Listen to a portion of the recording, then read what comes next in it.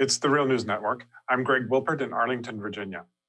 Russia's President Vladimir Putin announced on Tuesday that he is in support of a constitutional change that would allow him to remain president of Russia until 2036.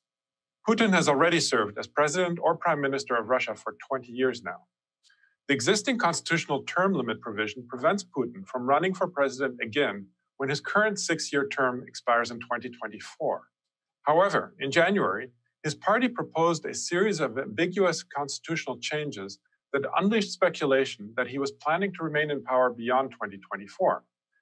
Now the cat is out of the bag. A last-minute change to the constitutional reform proposal included a provision to reset the two presidential term limit clock at the end of Putin's current term. Here's what Putin himself had to tell Russia's parliament, the Duma, on March 10th. Technically, today we could lift the presidential term limits, especially because such precedents exist in other countries, including our neighbors. There are no term limits there in the election procedure of a head of state. In principle, this option would be possible, but on one condition. If the Constitutional Court gives an official ruling that such an amendment would not contradict the principles and main provisions of the Constitution. Joining me now to analyze Putin's recent maneuvers is Tony Wood. He is a member of the editorial board of the New Left Review.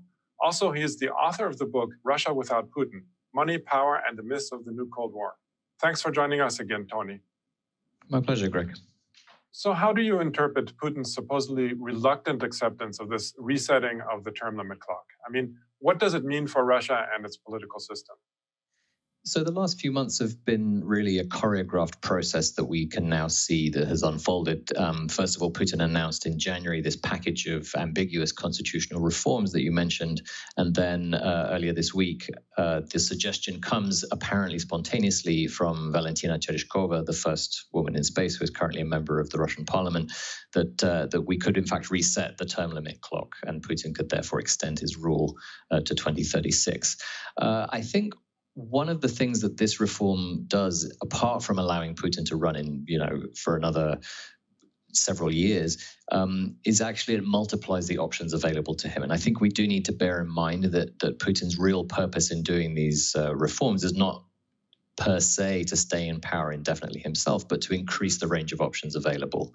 And I think up until now, the problem has really been, what is he going to do in 2024? Will he stay or will he go? And that problem has been obsessing the Russian political elite for the past several years now. And we thought he had answered that question in January with this constitutional reform, but actually it seems to have clouded the picture. So this is him really clarifying the picture for the elite, saying, I could stay around until 2036 if that's what you want. But within that, we can't exclude the idea that he could at some point say, actually, you know what, I found a viable successor and I'm backing out of this. So I don't think we should see this as being a firm intention on his part to stay until 2036. It's just that that's one of the many scenarios that is now available to him.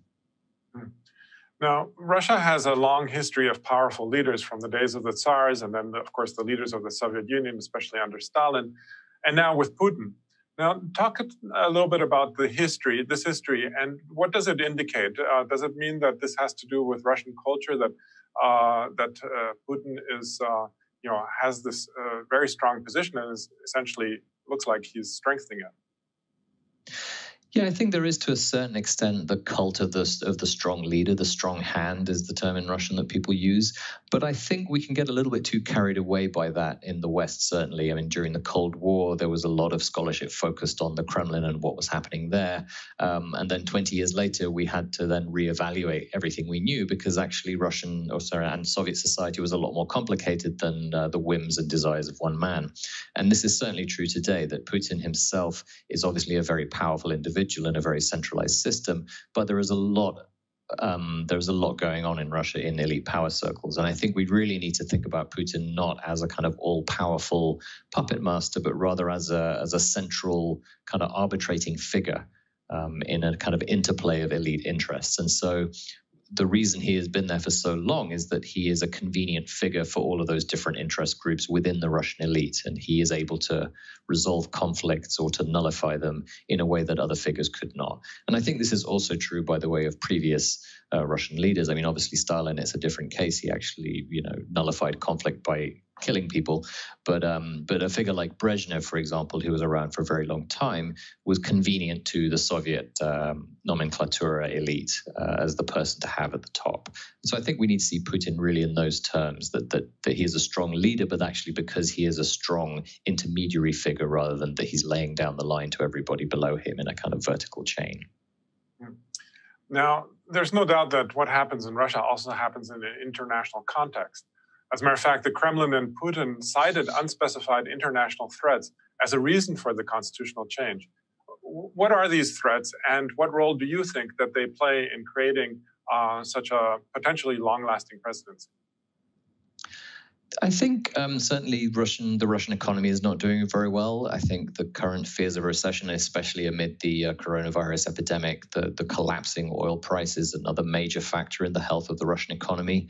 And so Putin has clearly seen that his announcement in January, which somewhat muddied the waters, now looks like it actually could multiply instability within Russia. And that's the main thing that he wants to avoid. So this is his way of putting a dampener on all of that possible speculation and reassuring people that there will be stability. That's the message he's trying to convey. And I think the other important factor behind this mention of crisis is that he's really trying to provide some legitimacy for what he's doing in a global context. And I mean, one of the examples he cited, interestingly, was that of Roosevelt saying actually there were no term limits in the US until the 1950s, and Roosevelt stayed in power for 3 terms because there was a global economic crisis happening in the 1930s. And make of that what you will, but it's interesting that that's really a legitimating tactic on his part rather than a pre-thought through ideological commitment on his part. I think we have to see this in terms of how he's trying to play it with the population as a whole. Now, this constitutional change is still going to be approved in a referendum that is scheduled for April 22nd. Now, the change, though, also includes a ban on gay marriage, which some speculate was included in order to boost voter turnout. Do you think that is true? And if so, will it work, or will the opposition actually have an opportunity to perhaps stop it? Yeah, I think that there's definitely some truth in that actually the package of constitutional reforms that is being presented is actually quite a mixture of things. I think it's both the change in the term limits and changes to the eligibility of candidates for the presidency. There's changes to the powers of the president and the prime minister. There's quite a lot of major things. And then within that, additional elements have been thrown in, including this ban on gay marriage. And also much more. There's a mention of God in the Constitution for the first time since the fall of the Soviet Union and even before. There is also a reference to the Russian people as the state-forming people, which seems like it's actually a kind of gesture to the Russian nationalist sector of opinion. But then there are also quite sort of, you could say, progressive social commitments in language, at least. And for example, there is a commitment to a certain level of the minimum wage and to a maintenance of the social welfare state in Russia. And so I think part of the purpose of throwing in all of these measures is actually both to motivate people to come out and participate and vote, as you say, but also to make it very, very difficult for people to reject the package as a block. You know, this is a very complicated set of things to just say yes or no to, but that is what voters are going to be asked to do.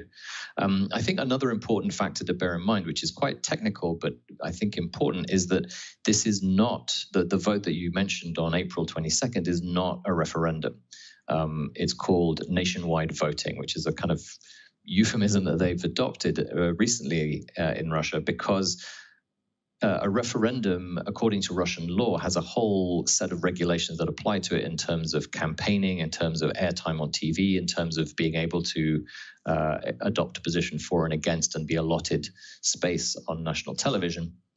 And the one thing the Russian elite doesn't want to do with this package's reforms is to allow a really serious open debate and be obliged to do that legally. So this is why they've called it nationwide voting rather than a referendum. And so what is going to happen, I think, is that they're going to boost turnout with these kind of gestures to different parts of Russian society that will be motivated by them, and hope for a large turnout that gets them over the 50% barrier in terms of turnout, and then a majority will think, yes, this is absolutely fine, and most of the measures are not controversial. And unfortunately, I think in Russia today, the ban on gay marriage, while there will be certainly a strong and embattled and in many ways heroic lobby of opinion that thinks that is a horrific thing to put in a constitution, I think that will probably not be enough to get the whole package turned down.